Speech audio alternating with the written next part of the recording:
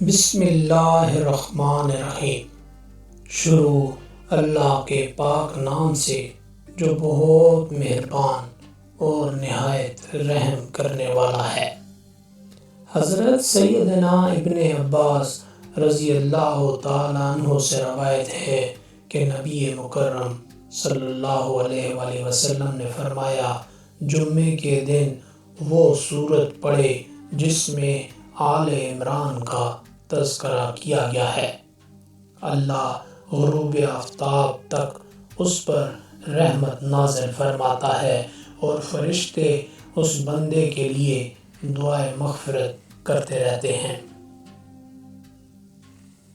حضرت ابو سعید خدری رضی اللہ تعالیٰ عنہ روایت کرتے ہیں کہ نبی مکرم صلی اللہ علیہ وآلہ وسلم نے فرمایا، جو جمعے کے دن سورہ کہف پڑھے گا اس کے لیے 2 جمعوں کے درمیان ایک نور روشن کر دیا جاتا ہے،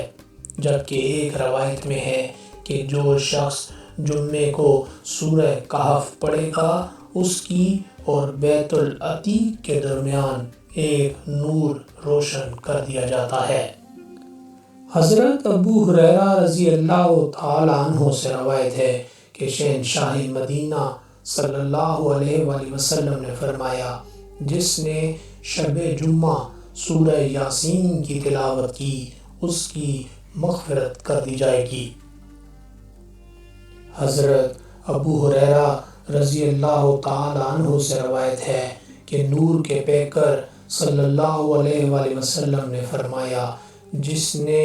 شب جمعہ میں سورہ دخان پڑھی اس کی مغفرت کر دی جائے گی۔